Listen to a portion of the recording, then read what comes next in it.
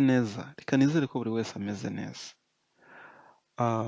Ndakeka uwaba atameze neza yihangane niko ubuzima bumeze, kandi ubuzima nk'uko nkunda kubivuga ni urugendo rw'imisozi, uzamuka ugeze hamwe wagera hejuru ugasanga hejuru birakomeye gutyo gutyo. Rero bisaba kwihangana ntimucike intege, ihumure Imana yahumurishije abandi namwe yageraho ikabahumuriza. Rero uyu munsi nje kuvuga kuri topic itagoye ariko itanakomeye. Nje kuvuga nk'umunyeshuri, reka dufate ko wabonye visa, reka dufate ko wishimye urimo guserebura, watanze message uvuga ngo wow nabonye visa. Numara kugera hano cyangwa uzahita utangira gupanga urugendo rw'ukuntu uzagera hano. Nuhagera hano hari ibyo uzatakaza. Kimwe uzatakaza famiye izakujya kure. Ntabwo mvuze kwitakaza mu buryo bwuzuye ariko izakuba hafi, izakuba kure. Hari igihe ushobora kuzajya uhura n'irungu, hari byinshi uzabona utabonaga, hari ibyo uzabona wari usanzwe umenyereye ubifata nk'aho ari ibintu biri aho biciriritse, hano wahagera ukabona ni ibintu bihenze cyane. Ingero ni nyinshi. Ariko kimwe mu byo uzatakaza, kimwe ushobora kubura, uzabura icyo bita mituweli do sante. Uzabura ubwisungane mu kwivuza cyane cyane ku banyarwanda. Nugera hano uzakenera cyangwa gushaka uko uzajya wivuza, ko ntawe uba ubizi, nibwo uba ugiye ikirere gishobora kuguhinduka ukarwara. Ese nurwara uzabigenza gute? Iyo rero topic niyo tugiye kuvugaho. Tugiye kuvuga icyo uzakora, icyo wakora uramutse ugeze hano mbere y'uko urwara, kugira ngo byibuze nurwara uzaba ufite ubwishingizi cyangwa uzi ko wabigenza cyangwa warashatse amakuru yandi yagufasha. Mu by'ukuri rero turabizi ko uva mu Rwanda cyangwa uva mu gihugu utuyemo waguze icyo bita travel insurance. Iyo travel insurance rero hari ibyo ikwemerera kuba wakwivuza mu gihe cya emergency, hari n'ibyo itakwemerera.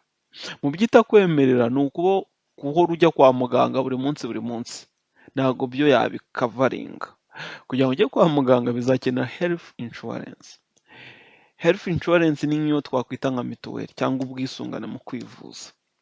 Rero kugira ngo ububone ugomba kumva ko hari izindi aspect ugomba kumva. Ugomba kumva ko uri umunyeshuri utari umweropeye, utari umunyaburayi.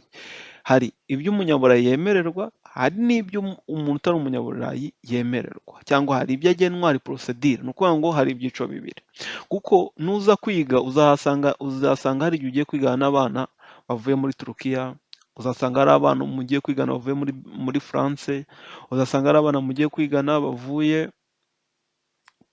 muri Romania, muri Sweden, mu bihugu bitandukanye, kuko hano bagira icyo bita Erasmus. Erasmus ni porogaramu ku buryo umwana wiga mu Bufaransa aba ashobora kuzaza muri Polonye akaza kwiga nk'amezi 3 cyangwa semestre imwe, akazazenguruka akajya ahandi. Ni porogaramu ya European Union. Nk'uko nawe nuhagera nk'umunyeshuri, nubishaka uzaba ujya kwiga, ushaka wajya kwiga aho France, ushaka wajya kwiga Belgique, hari kaminuza ziba zihari wasabamo ukaba wajya kwiga aho hantu nta kibazo.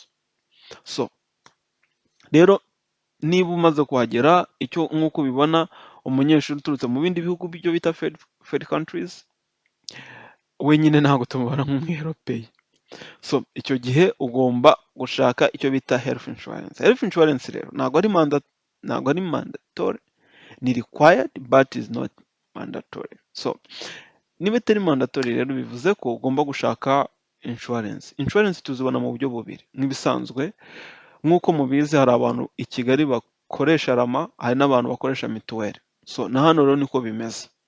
Hari abantu bakoresha Medicava, yego hari iyo insurance nayo yitwa hano Medicava, nk'uko hari abakoresha wenda iyo ya gisirikare, nk'uko wenda hari abakoresha iy'abarimu. So na hano rero niko bimeze. Izo differences zirahari. Icyo ngiye gusa nkaho nsobanuraho hano, ngiye gusobanura ko o ngiye gusobanura ko wowe nuhagera mu gihe utari wabona akazi uzaba ukeneye nawe insurance. So, insurance rero uyibona gute? Reka tuvuge ko nubona akazi. Nubona akazi bizaba byoroshye. Nubona akazi uzaba kampani igutangira amafaranga hafi ya yose. Umukozi we bitewe na package uhisemo, hari igihe usanga umukozi ku kwezi yishyura izoroti rimwe. Njyewe bitewe na package nkeneye, sinkunda kurwaragurika, sinkunda kuba mfite ibibazo byinshi, rero ntago njyewe nkeka ko nari nkeneye insurance nini, kuko ushaka wayapugredinga cyangwa kuyimanura. Ndumva kuyimanura bisaba umwaka kuyimanura, ariko kuyongera ushaka wayongera ukwezi gutaha ukajya kwivuza. Niyo difference. Rero nuba uri umukozi, icyo gihe bizakorohera, kampani izajya ikwishyura amafaranga, itanga menshi pe, hafi nka 99% cyangwa 99.9%, wowe bagukata amafaranga makeya. Rero icyo gihe urumva ko bizaba bikoroheye. Ariko reka tuvuge ku muntu uzaba atarabona akazi, ushobora kuzagera hano akazi kakabura. Rero ushobora kurwara pe, kandi ushobora kurwara urwaye, ayo mafaranga wibuke ko umudogiteri ugiye kukuvura baba bamubarira ku isaha, n'imiti baba bayibarira ku isaha. Ikindi gituma ukeneye iyo insurance ni uko kugira ngo hano ujye kugura imiti muri farumasi, ndumva bimeze no muri Canada, ndumva amakuru mfite muri Canada naho ariko bimeze. Ntabwo wowe wakwifata ngo ujye kugura imiti, wenda ujye kuvuga ngo ugiye kugura imiti wenda ya malariya, uretse ko nta malariya ihaba. Ni urugero kugira ngo mwumvishe. Ntabwo wowe wakwiyandikira imiti. Hari imiti wenda dufate urugero, imiti y'umutwe, hari imiti idakena ko muganga uhura na muganga, paracetamol, izo wazigurira. Ariko hari imiti ushobora kuba ukeneye utari buze kujya kuyihabwa utabonanye na muganga, nta muntu wayiguha. Iyo rero ukenera insurance. So, kugira ngo rero ubone insurance w'umunyeshuri, uburyo buhari bumwe bworoshye navuga ni ugukoresha icyo bita ZUS, ni National Health Insurance. Iyo ZUS uyibona gute? Icya mbere ukora, utegura document. Part 1, you prepare documents, you collect documents kuri ZUS. Warangiza ukuzuza form, application form for ZUS ebyiri. Warangiza ugashyiraho passport ifite na visa. Warangiza ugashyiraho icyo bita permit residence cyangwa permit residence mu gihe uyifite. Nicyo uzajya wumva tuvuga hano mu gipolishi twita carta probito. Warangiza ugashyiraho student card. Warangiza ugashyiraho confirmation of student status. Ibyo iyi uyihabwa n'ishuri. Warangiza ukongeraho confirmation y'uko utuye muri Pologne. Iyo nanone uyihabwa nahende, ushobora gushyiraho kontara ya landlord, cyangwa ugashyiraho kontara yo muri dorotwari aho waba uba. Izo document rero iyo umaze kuzuzuza, uzohereza kuri ZUS ku cyicaro cyabo cya Warsaw. Iyo umaze kuzuzuza baragusubiza bakaguhereza kode. Warangiza bakakohereza dokima kuri step ya 4. Warangiza igikurikiyeho ni uko uba ugiye kuzajya wishyura ayo mafaranga bitarenze ku itariki 20 za buri kwezi. Iyo utayishyuye ku itariki 20 za buri kwezi zigashira utarigeze uyuzuza, ujya kwivuza ugasanga ntabwo uri muri system. Rero ayo mafaranga ni angahe? Ayo mafaranga ni amafaranga 55.8 y'amazeroti, bingana n'amazeroti 51 n'amayero 51 buri kwezi. Kugira ngo niba uri umunyeshuri utari uwo muri European Union, mu mafaranga uteganya wongereho 11 y'amayero buri kwezi. Ayo mafaranga ukazajya uyishyura mu mezi, buri kwezi, ariko nurenze tariki 20. Iyo rero buri kwezi bigeze, uba ugomba gusubmitinga declaration kuri ZUS. Tuvugisha ukuri, ibi sinigeze mbikora, nkuko nabivuze, ndakora. Rero ariko ni uko baba bakwandikira buri gihe nawe ubasubiza, gutyo gutyo muba mugenda mwandikirana, baba bohereza ku iposita. Iyo rero utabidekaraye ngo utange izo dekararasiyo ku itariki 20 wishyure, birangira bakuvanyeho, ntago icyo gihe wajya kwivuza. Bivuze iki?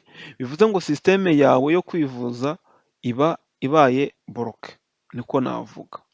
So rero birumvikana ko ni akantu gasabwa ko tuzatwitwararikaho nuramuka uhaje, kugira ngo ujye utazabura uko wivuza uramutse urwaye. Rero nakugira inama ko nuramuka uhageze wazashaka uburyo ukoresha ZUS kugira ngo ubashe kujya kwa muganga. So nk'uko mbivuze, hari ubundi buryo uba ushobora gukoresha, hari izindi medical insurance ziri private. Iyi ZUS ni iya leta. Iyi ZUS ni iya leta, ujya kuri health center, ujya kuri centre de sante, barazigira ukajya kwivuza. Nk'uko nabivuze, ntabwo njye aribwo buryo nkoresha. So ubundi buryo rero twe abantu bafite akazi bakoresha, hari abakoresha Medicava, hari n'abakoresha RxMed. So njyewe personally nkoresha RxMed. RxMed rero ni uku haba hasa, ni uku mu buryo rusange, ni uku haba hasa. N'uyu munsi navuye ariko ndumva ni uku haba hasa. So haba hasa gutya, ndaza kugerageza gushyiraho ifoto ku musozo, ndumva nayifotoye murebe ni uku hasa. Navuga ko ntacyo baba barahinduyeho, navuga ko nyine ni corporate. Ugeraho ugasanga abantu bavuga icyongereza, ugeraho abantu bakakwakira neza. So serivisi baba bafite, ibikoresho, ibintu byose baba babifite pe. Navuga ko, ariko ikibazo nanone nabo ni kimwe, ni uko hari igihe nigeze gushaka kujya kwivuza, ndeba muri sisiteme nsanga iruzuye pe. Abazungu arwara akantu gato akajya kwa muganga. Rero hari igihe ushobora kujya kwa muganga ugasanga facilities zose ziri okipe. So iyo usanze ziri okipe, icyo gihe icyo ukora ni iki? Urabahamagara, hari contact, uhamagara kuri customer care ukababwira ndashaka kujya kwa muganga, ndarwaye rere, bakakubaza icyo bita peso number. Peso number iyo uyifite ni imibare 11 iranga umuntu igihe umwenegihugu muri Polonye cyangwa umuntu ufite residence muri Polonye, iba iri connecte n'ibintu byawe byose. Ikintu cyose wumva watekereza cyose gihuzwa n'indangamuntu yawe yitwa peso number. Ni imibare 11. Nakugira inama yo kuyifata, kuko hari aho uzajya ugera wenda ujye nko kwa muganga bayikubaza, cyangwa uhuye n'ikindi kibazo, nicyo kintu kitubwira ko utuye muri Polonye, cyane nicyo kintu kitubwira ko uri muri Polonye. Nk'uko muri Amerika ibintu byabo byose byikaragira ku cyo bita health insurance, nawe rero nugera hano muri Polonye, ibintu byawe byose bizajya byikaragira kuri peso number. So rero ni uko ukuntu nabivuga. Ndumva uwazagira ikibazo kindi ubwo yambaza, kandi ndashimira abantu bagiye banyandikira. Ndumva naragerageza kuzansubiza message zanyu zose, kandi tuzagumya tujye tugerageza pe. Nibwo abantu baba bari mu bintu byinshi, bari busy, ariko tuzatugerageza dutange ubufasha nk'uko natwe hari abagiye badufasha. Rero ndabashimiye, kandi ngomba kubashishikariza gukora like, share na comment, kugira ngo wumva ufite ikibazo waba ufite, wumva wabaza, no kugira ngo gifashe abandi, mbe nakivugaho. Ibyo unyandikiye kuri email biguma hagati yanjye nawe, ntabwo byo nabivuga kuri public. Ndagusubiza bikaba bibaye. Rero email ushaka kunyandikira wayibona kuri munsi kuri description z'ikiganiro ibiriho buri gihe.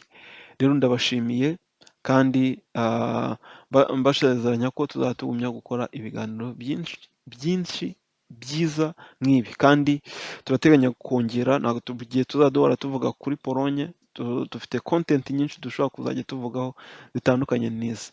Rero ndabashimiye, kandi Imana ibarinde. naho ubutaha, bayi.